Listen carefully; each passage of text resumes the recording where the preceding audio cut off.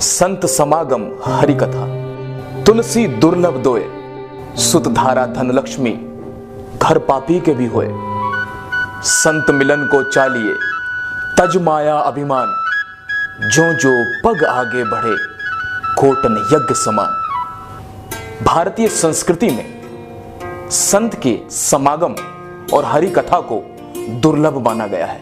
एक पापी के घर पर लक्ष्मी रूपी पत्नी हो सकती है, लक्ष्मी खुद हो सकती है, लेकिन संत का समागम जरूरी नहीं। जैसे जैसे हम संत के समागम की ओर बढ़ते हैं, वो किसी यज्ञ से कम नहीं। संत जो चरित्र का निर्माण करता है, संत जो संस्कारों का निर्माण करता है, वो संत जो इस भारतीय संस्कृति की धरोहर है, जो मार्ग प्रशस्त करता है भगवान की तरफ बढ़ने का, भगवान को प्राप्त करने का, ईश्वर प्राप्ति का। लेकिन जब संत किसी षड्यंत्र का शिकार बन जाए या उसे षड्यंत्र का शिकारी बना दिया जाए, तो सवाल दर सवाल है, जवाब दर जवाब चाहिए, सिस्टम से, व्यवस्था से।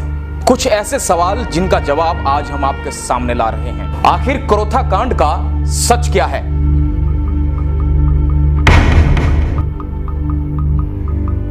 संत रामपाल और उनके अनुयायियों पर कराए गए हमले का मास्टरमाइंड कौन था? गुरुजी और मैं दिन रात क्रोथा के आसपास घूमे और सरकार के ऊपर इतना दबाव बनाया कि सरकार ने पुनः उसको यहां आने से रोक दिया।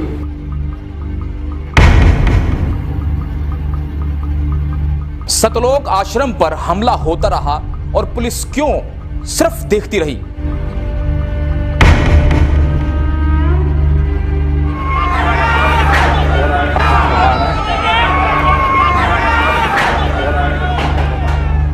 पुलिस ने मीडिया कर्मियों को घटनास्थल का दौरा क्यों नहीं करने दिया?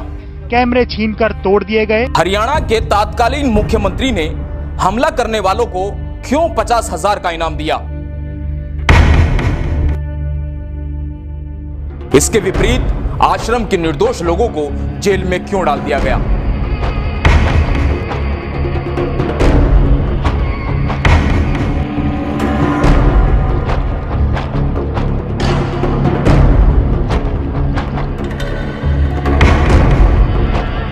आखिर कौन है संत रामपाल? क्या है उनका उद्देश्य? सबसे पहले मैं आपको उनके जीवन से परिचय कराता हूं।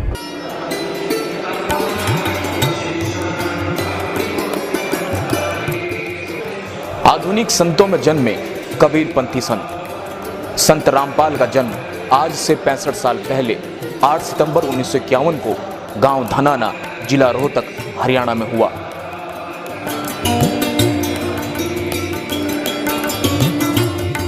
सन 1988 में आत्म साक्षात्कार पाने के बाद अपने परम पूज्य गुरु स्वामी राम देवानंद से दीक्षा लेकर और भक्ति के मार्ग पर चलकर उन्होंने जन कल्याण के लिए अपना जीवन समर्पित कर दिया।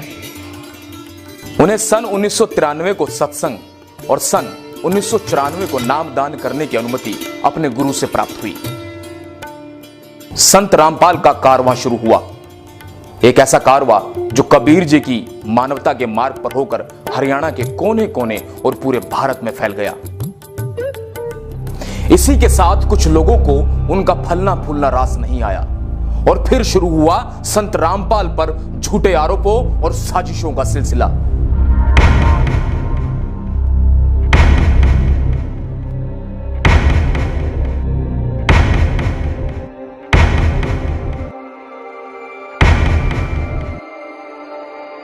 और आगे जो है, आगे भी विचार हमारे दृढ़ निश्चय है, इसी प्रकार की कोई नहीं है। रामपाल दास कोई संस्था नहीं है, रामपाल दास एक व्यक्ति है और आर्य समाज वो संस्था है जिसमें व्यक्ति बहुत छोटी चीज है। हमें मीडिया के माध्यम से यही सुनने को मिलता था कि संत रामपाल जी ने महर्षि दयानंद द्वारा लिखित पुस्तक सत्यार्थ प्रकाश पर टीका टिप्पणी की, लेकिन आज तक किसी भी मीडिया चैनल, अखबार या कोई ऐसा शख्स नहीं जिसने आपको यह बताया हो कि आखिर वो आपत्तिजनक टिप्पणी क्या थी। आज हम आपको बताते हैं कि वो आपत्तिजनक टिप्पणियां क्या थी। दार्शनिक चतुर्थ उल्लास में एक ऑब्जेक्शन किया है, आपत्ति व्यक्त की है कि स्वामी दयानंद जी ने विवाह का उत्तम समय लिखा है 24 वर्ष की लड़की 48 वर्ष के पुरुष का जोड़ा सही है। दास ने ऑब्जेक्शन किया कि ये ना कभी हुआ ना हो सकता, ये कभी संभव था ना है, तो ये गलत विचार हैं दान जी के, ये बिल्कुल मान्य नहीं है। गर्भ धारण करते ही पुरुष अपने वैसे चला जा कहता है और वह एकली बालक पाले, ये तो जो है ना पाप है। दानंद जी कहता है कि फिर तो विवाह भी पाप है। अरे तेरा गजब हो, ये कहाँ थे विवाह और कहाँ ये दुष्कर्म। इन्होंने किसी कल्याण से कुछ लेना देना नहीं, इन्होंने तो सत्यार्थ प्रकाश और दानंद चाहिए बस। इस सत्यार्थ प्रकाश को पढ़ के आग लग जाए समाज में, इतने गंदे विचार लिख रखे, ऐसे पशु जैसे कर्म का समर्थन कर रखा है नियोग का। और फिर क्या लिखा है, कहते पुनर्विवाह नहीं करना विधवा का। प्रश्न है विवाह का समय और प्रकार कौन सा अच्छा है। 24 वर्ष की स्त्री और 48 वर्ष के पुरुष का विवाह उत्तम है। पहले ये दिखाते हैं इसी सत्यार्थ प्रकाश के समोल्लास नंबर 7 में, देख कैसा कलाबाजी है दयानंद की। प्रश्न किसी ने करा कि ईश्वर साकार है व निराकार, उत्तर महर्षि का निराकार। ठीक है, अगले ही पृष्ठ पे प्रश्नकर्ता कहता है क्या स्तुति आदि करने से ईश्वर अपना नियम छोड़ स्तुति प्रार्थना करने वाले का पाप छुड़वा देगा। महर्षि दयानंद कहते नहीं। तो प्रश्नकर्ता कहता फिर स्तुति प्रार्थना किस लिए करें, क्यों करना। उत्तर महर्षि दयानंद का उनके करने का फल अन्य ही है। प्रश्नकर्ता कहता है फिर क्या है।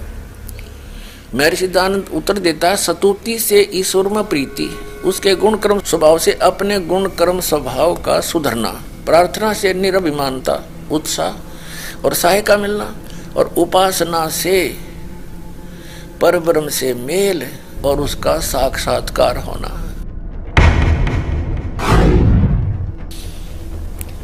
पहले पृष्ठ पे कह रहा है 154 पृष्ठ पे कह रहा भगवान निराकार है, और दूसरे पृष्ठ 155 पृष्ठ पे कह रहा है सामने ही कि उपासना से पाप तक कटे नहीं। उस पापग्रस्त प्राणी का, पापी प्राणी को भगवान का साक्षात्कार हो जाएगा, और साक्षात्कार फिर निराकार का क्या होगा। अब इसने खुद परमात्मा के ऊपर कटाक्ष कर दिया, और जिन्होंने भगवान मिला नानक साहिब जी खुद देख कर आए सतलोक परमात्मा के साथ गैर वापस आए, उसको मूर्ख बता रहा है। महर्षि दयानंद सचमुच इतना बुद्धिहीन था, न उसको वेद ज्ञान था, न उसको खगोल भगोल का ज्ञान था, और न ही वो समाज सुधारक था। ये उनकी पुस्तकों में लिखा था, दास ने पढ़ा और आपके रूबरू कर दिया। उस भागीरथ पंडित जी ने वहां उनसे प्रश्न किया कि आप हुक्का पीते हो और समाज सुधार का ठेका ले रहे हो, क्या वेदों में हुक्का पीना लिखा है। और महर्षि दयानंद कहता है क्या वेदों में हुक्का पीना निषेध है, कहीं दिखा मुझे। अरे वाह मेरे से अपनी बकवाद को आगे डालने के लिए फिर वेद हटा दिए। वेदों में कहता, वेदों में नो भी इतना लिखा मत पियो न, फिर इसका मतलब तो भी ठेका ले रहा समाज सुधार का। कबीर साहब ने पत्थर पूजा आदि का बहुत खंडन किया। महर्षि दयानंद कहता है कि कबीर पंडित तो तकियों की पूजा करते हैं, खड़ाओं की पूजा करते हैं, और ज्योत दीप जलाते हैं, ज्योति यानी हवन, ज्योति भी हवन है घी की, उसकी भी पूजा करते हैं। क्या बोला, पत्थर पूजा से कम नहीं। यानी अपने को विद्वान सिद्ध करने के लिए उस महापुरुष ने जो 400 वर्ष पहले इस दयानंद से वो महान काम किया था, उसको नकारा करके स्वयं महर्षि पाकना चाहा था, भगवान को रिजेक्ट करके। अपने आत्माओं ऐसे व्यक्ति को होए एक कौड़ी को लाल बनाकर सिर पे रख दिया, हमारे गठड़ी बांध के फिरे थे उठाए। अब इन सब की पालिश तार दूंगा और इनको जैसे थे वैसे दिखा दूंगा कि ये ना तो ऋषि थे ना मैं ऋषि थे, ये केवल अज्ञानी और भांग पाड़ थे।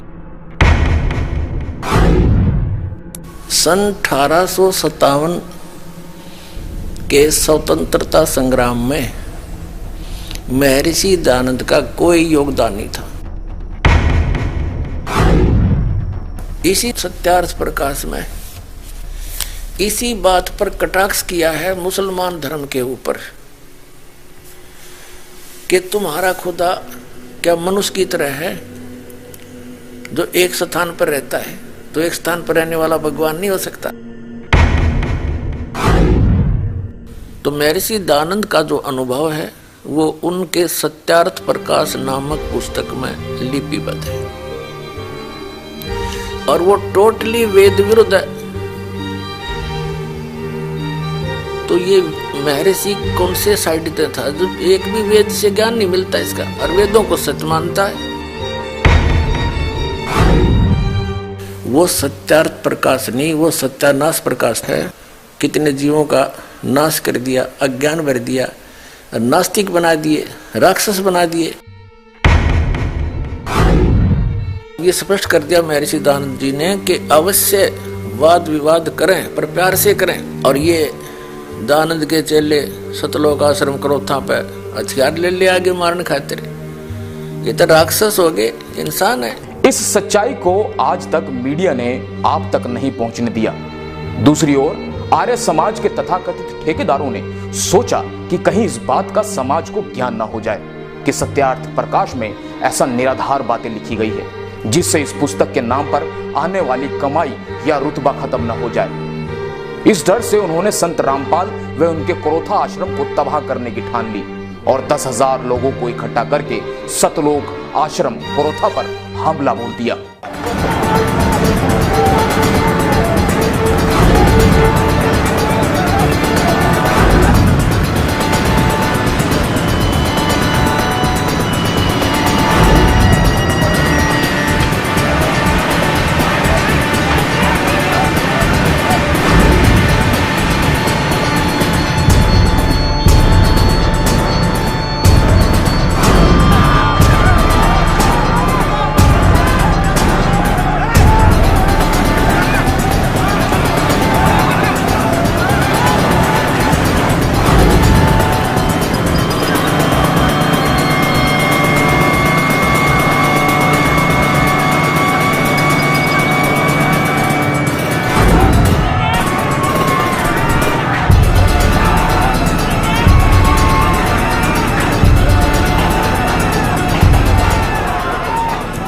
अब आपको दिखाते हैं किस तरह से सतलोक आश्रम पर कब्जा किया है और पुलिस मूक दर्शक बनकर अभी भी देख रही है।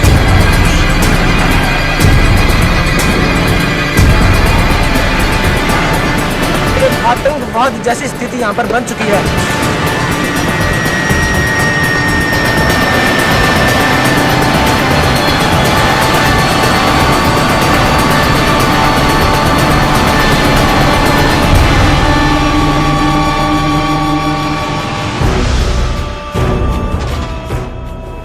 इस संत के ज्ञान का उत्तर ज्ञान से न देकर लाठी व बंदूकों से दिया गया।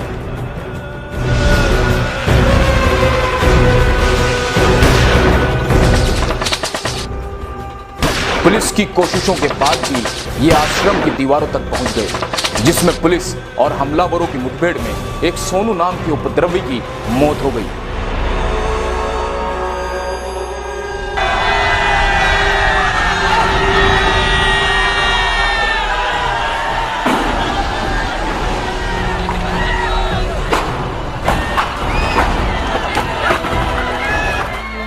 अब आश्चर्य की बात यह है कि जिसके घर पर या आश्रम पर हमला किया जाए उसी को जेल में डाल दिया जाए और जिस व्यक्ति की मौत हुई उसका कसूरवार भी संत रामपाल जी को बना दिया जाए और सतलोक आश्रम क्रोथा को सील कर दिया जाए।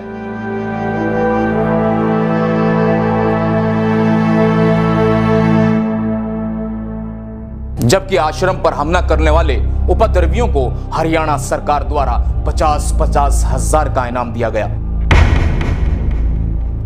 हरियाणा सरकार ने सिरे से नकारते हुए अपने राजनीतिक स्वार्थ को सिद्ध करने के लिए आश्रम संत रामपाल को देने से इंकार कर दिया, जिस कारण हरियाणा सरकार पर अदालत की अवमानना का केस बना।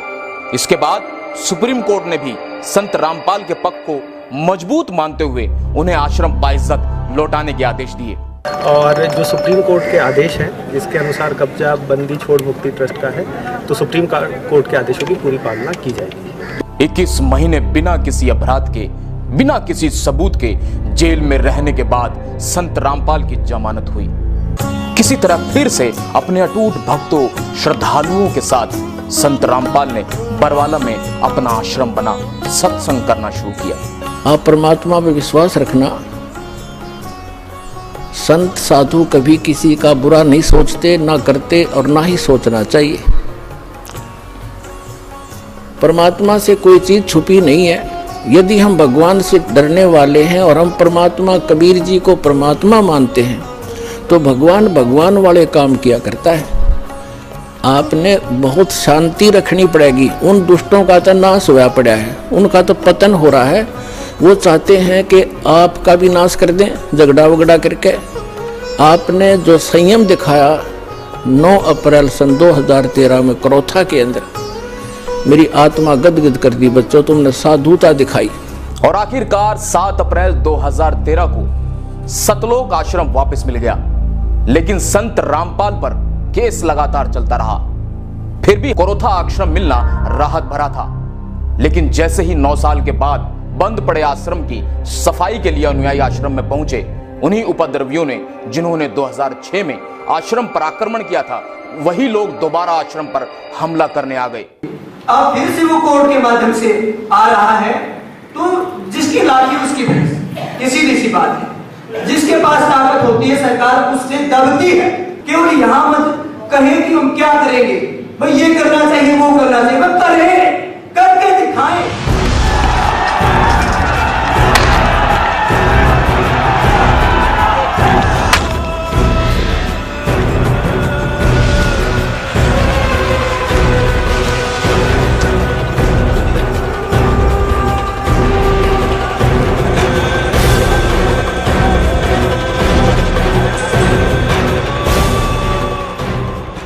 चाहता हूं कि कोई अपने आप को आर्य समाजी कहने लग जाए, इससे वो आर्य समाज के लोग नहीं हो जाते। यदि उनके वाणी और चरित्र में वो बात नहीं है तो मैं उनको आर्य समाजी नहीं मानता। जिस प्रकार की भड़काऊ भाषा बोल रहे हैं, जिस तरह का भड़काऊ काम वो कर रहे हैं, कानून अपने हाथ में लेकर, और सरकार के लिए एक धर्म संकट पैदा कर रहे हैं। सरकार क्या करे? सुप्रीम कोर्ट का आदेश आया तब जाकर के उन्होंने कहा आप ले लीजिए आश्रम। लेकिन जो राज्य सरकार या कोई केंद्र की सरकार यदि ये कहती है कि हम सुप्रीम कोर्ट के आदेश का पालन नहीं करा सकते, उसको सत्ता पर रहने का कोई अधिकार नहीं। आपने संत रामपाल को हमेशा विवादों में घिरा पाया है। विवाद करना और विवादों से घिरना दोनों ही अलग चीजें हैं। आइए आपको समझाते हैं। सबसे पहले प्रश्न उठता है कि आखिर संत रामपाल के साथ विवाद क्यों? तारीख 18 नवंबर 2014 का वो काला दिन जिसने पूरे हिंदुस्तान को ही नहीं विश्व को ये सोचने पर मजबूर कर दिया कि आखिर एक बीमार संत को गिरफ्तार करना इतना जरूरी क्यों हो गया कि 40,000 से ज्यादा जवान उन्हें गिरफ्तार करने पहुंच गए। क्या एक संत को मेडिकल रिपोर्ट देने के बावजूद कुछ दिन की मोहलत नहीं दी जानी चाहिए थी? जबकि सब जानते थे कि रामपाल लगातार 8 साल से सैकड़ों बार अदालत में आए हैं। कई बार उनकी हाजिरी माफ भी हुई, लेकिन अब की बार ऐसा क्या हुआ कि सारा सिस्टम ही संत के खिलाफ खड़ा हो गया? आखिर क्या किया संत रामपाल ने? आखिर क्या किया राष्ट्रीय समाज समिति ने? उन्होंने मांग की थी कि जजों की जवाबदेही तय हो, हिंदुस्तान में चल रहे सभी अदालती मामलों की वीडियो रिकॉर्डिंग हो, उनके ऊपर लगे सभी आरोपों की सीबीआई से जांच हो। राष्ट्रीय समाज सेवा समिति ने अपने साथ हो रहे 8 साल के अत्याचारों का सारा खुलासा किया उन 3 किताबों के द्वारा जिनके नाम थे न्याय की गिरती गरिमा, सच बनाम झूठ, भ्रष्ट जज कुमार्ग पर, जिसमें हिंदुस्तान की न्याय व्यवस्था को तार तार करने वाले कुछ काले चेहरे शामिल थे।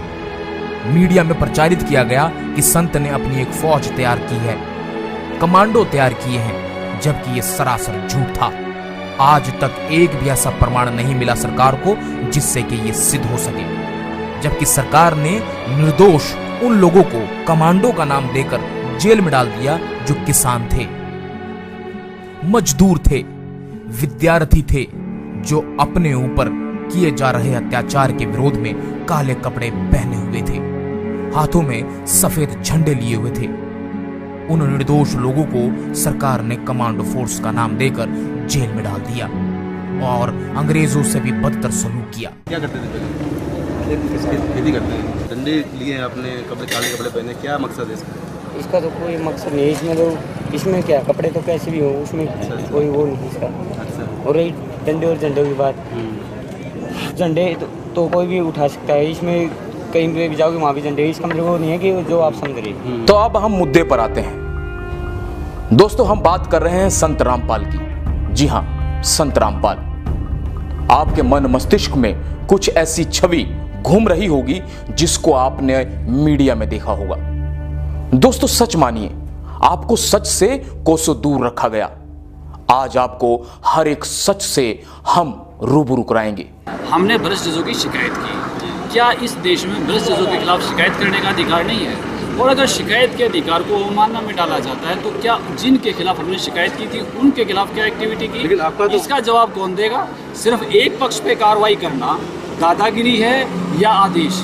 कानून क्या कहता है? न्यायालय को वो करना होगा जो संविधान कहता है। न्यायालय की दादागिरी नहीं चलेगी, न्यायालय को कानून से काम करना पड़ेगा। अगर आप न्यायालय जाके किसी की शिकायत करते हैं तो न्यायालय का कर्तव्य है, संविधान के तहत न्यायालय है, न्यायालय संविधान से ऊपर नहीं है। लेकिन ये मामला जो है वो तो अवमानना का मामला है, वो कोर्ट ने पेश नहीं हुए, वारंट कर दिया, ये तो अवमानना का मामला है ना। इसमें अवमानना का मामला बनाया गया है और बनाया हुआ मामला मन मर्जी का होता है, वो संविधान के तहत नहीं है। गैर कानूनी काम जज अगर करे तो वो कानून नहीं होता।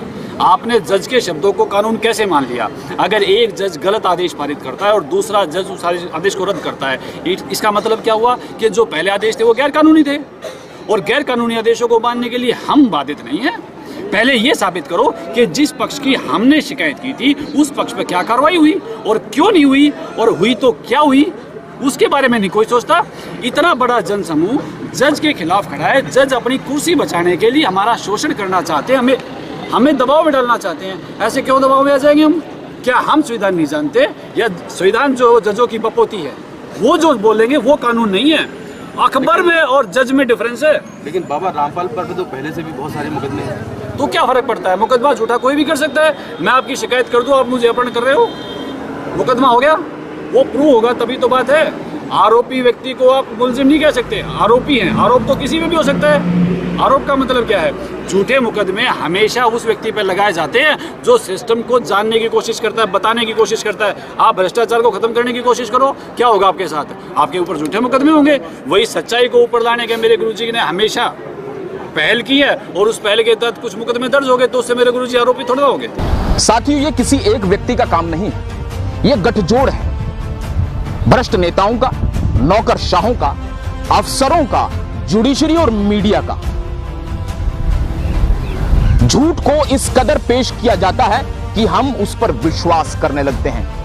आम आदमी इस झूठ को पकड़ नहीं पाता है। होता क्या है कि हम जो गलत है उस पर विश्वास कर लेते हैं और जो सच्चाई है उस पर पर्दा डाल दिया जाता है। जूनियर एडवोकेट आते हैं, हमारे गाड़ी के चालक आते हैं, उनको भी उठा के बाहर से ले जाके बंद कर दिया जाता है, चौकी में बैठा दिया जाता है। हरियाणा पुलिस किस तरह से पूरी तरह से बाइस्ड है, जिसे यही नहीं पता किसको गिरफ्तार कर रहे हैं, क्यों कर रहे हैं, बिना कारण के उठाया बंद कर दिया, उठाया बंद कर दिया। दोस्तों, बात यहीं तक सीमित नहीं है, और अगर हम भगवान को भी कटघरे में खड़ा कर दें तो शायद उस पर भी विश्वास कर लिया जाएगा। संत रामपाल जी के साथ भी ऐसा ही हुआ। उन्होंने राष्ट्रीय चरित्र का निर्माण किया और हमने उन पर क्या दिया ये आप समझ सकते हैं। उन्होंने सामाजिक कुरीतियों के खिलाफ आवाज उठाई और हमने क्या दिया ये भी आप समझ सकते हैं। उन्होंने सामाजिक विसंगतियों को दूर करना चाहा और उन्हें क्या मिला ये आपसे छुपा नहीं है।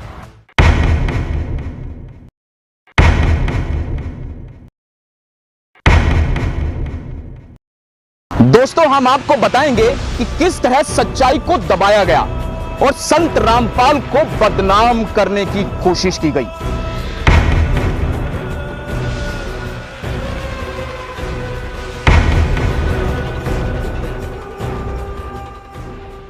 वो अपने आश्रम में हैं, उनका क्या ईगो, उन्होंने कह रखा जैसे स्वस्थ होऊंगा पेश हो जाएंगे। आप बताइए, देश में और भी केस चल रहे हैं, क्या नेताओं के लिए रिलैक्सेशन है कानून में और किसी के लिए नहीं? उनके केसों में इतनी जल्दी जल्दी सुनवाई पड़ी, कभी डेटें पड़ी? ये राजनीतिक षड्यंत्र था। ईगो संत रामपाल दास जी का नहीं, ईगो जुडिशियल सिस्टम और राजनीतिक लोगों का ईगो था। लोकतंत्र का चौथा स्तंभ मीडिया, वो मीडिया जो हम सभी को सच्चाई की राह पर ले जाता है, सच्चे तथ्यों से हम सबको रूबरू कराता है। लेकिन आपको बता दूं उस दिन क्या हुआ। हम ये नहीं कह रहे हैं कि सभी मीडिया हाउस झूठ की राह पर चलते हैं, झूठ के पुलिंदे पर बंधे हैं।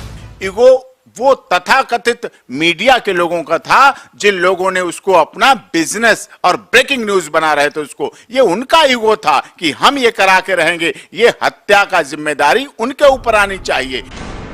लेकिन सच्चाई यह है कि वहां गरीब लोगों, महिलाओं, बच्चों, बुजुर्गों सभी को पुलिस अफसरों ने पीटा और उन मीडिया कर्मियों को भी पीटा जो सच्चाई दिखाना चाहते थे।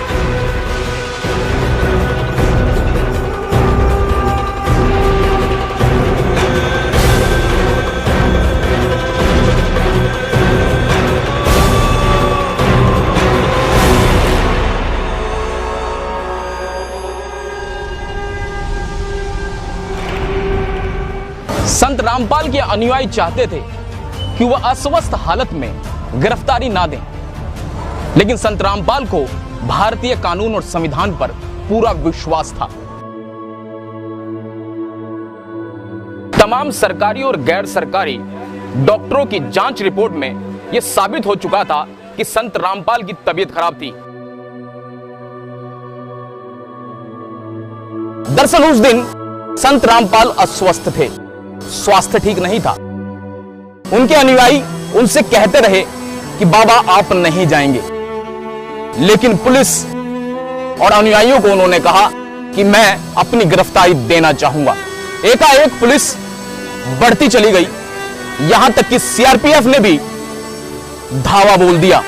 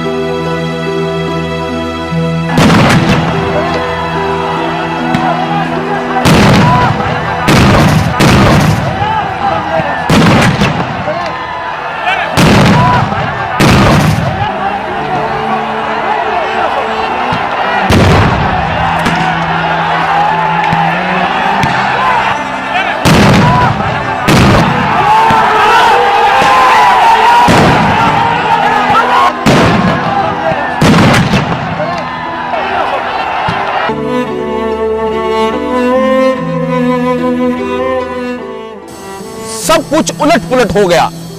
बच्चे, बुजुर्ग, यहां तक कि महिलाओं को खींच खींच कर बाहर लाकर मारा गया, पीटा गया।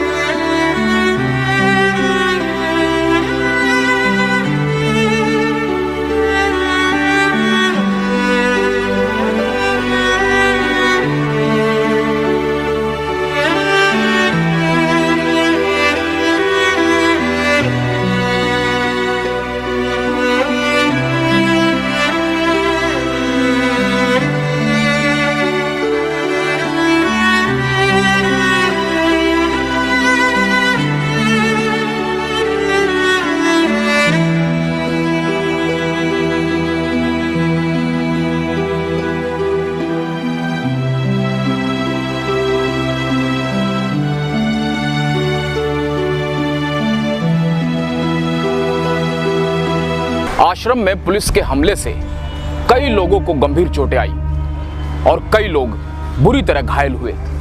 आइए देखते हैं उनका हाल।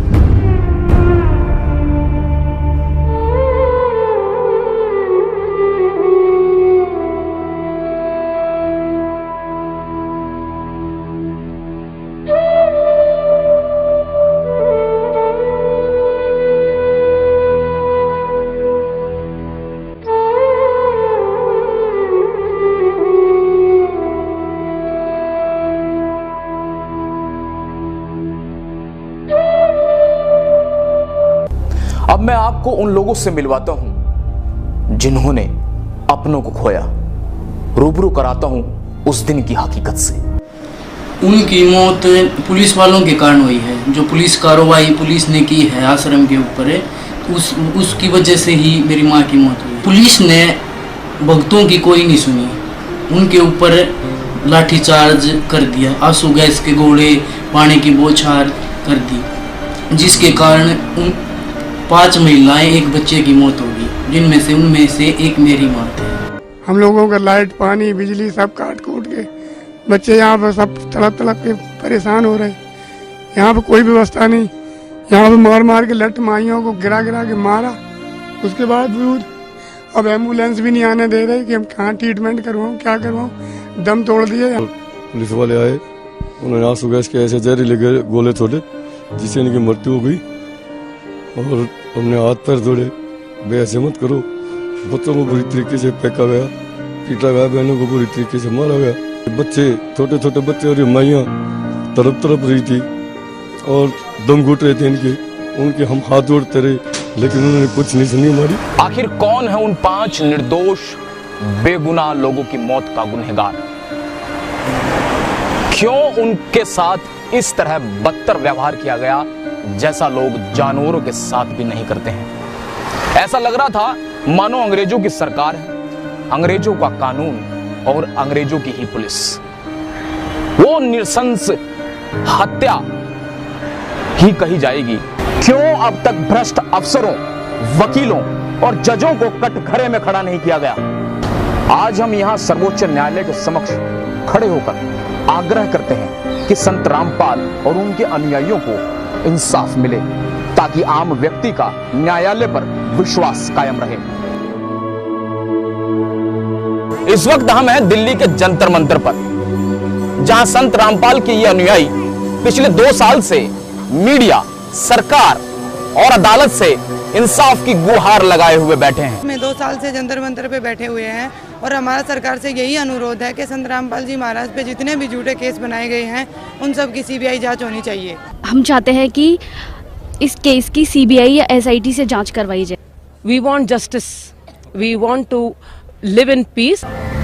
दिलचस्प तथ्य यह है कि खुद संत रामपाल ये चाहते हैं कि उन पर लगे हुए आरोपों की सीबीआई जांच हो, ताकि दूध का दूध और पानी का पानी हो जाए। इस दौरान रामपाल ने पुलिस प्रशासन पर झूठे मामले दर्ज कर उन्हें फंसाने का आरोप लगाया। रामपाल ने कहा कि उन पर बनाए गए सभी मुकदमे झूठे हैं और बेवजह तंग किया जा रहा है। वहीं रामपाल ने पूरे प्रकरण की सीबीआई से जांच कराने की मांग की है। वो सब झूठे बकवास है, इनकी मनगढ़ंत कहानियां हैं, समय आने दे, देखेंगे इनको। क्या आप सीबीआई जांच की मांग कर रहे मामले? बिल्कुल करते हैं, सारे मामले झूठे, पहले झूठे बाद में झूठे कर दिए।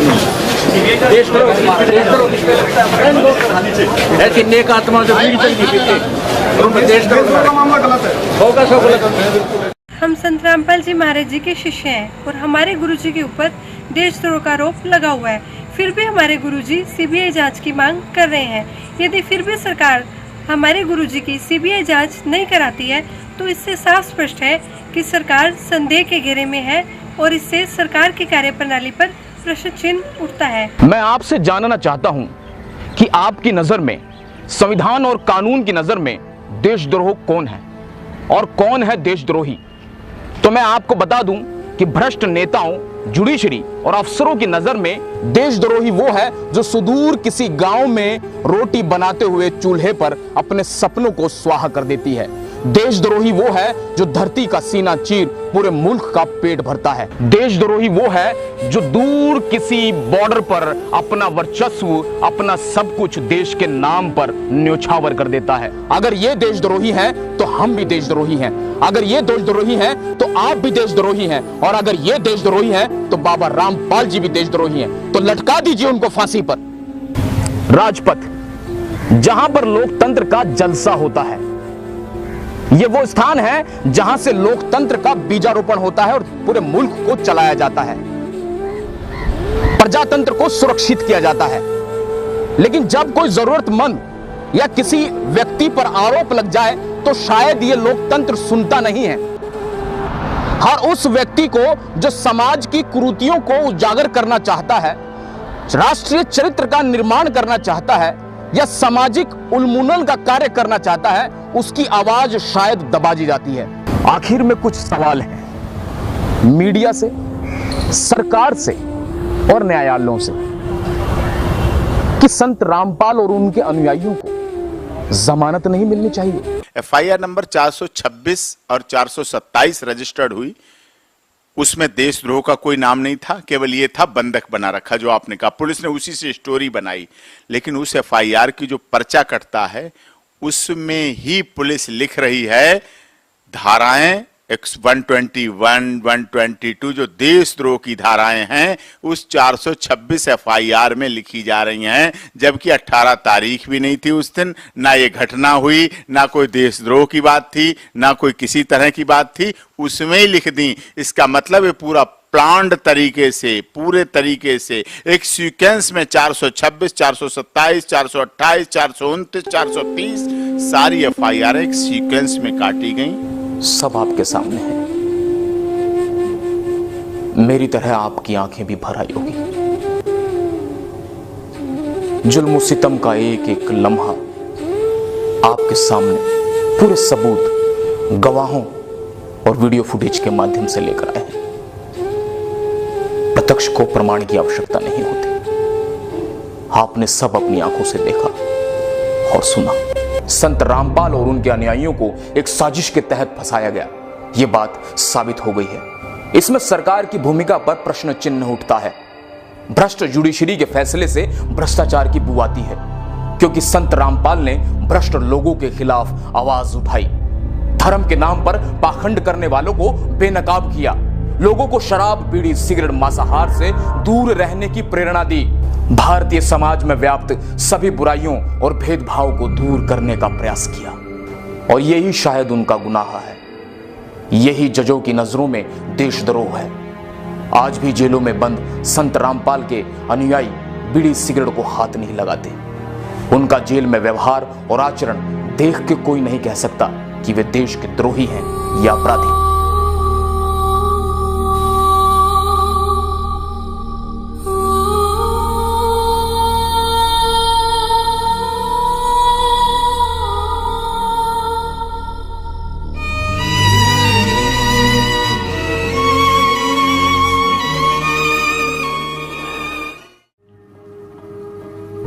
दोस्तों, मेरे साथियों, आपने एक एक तथ्य को जाना, सत्य को परखा, सबूतों को पहचाना।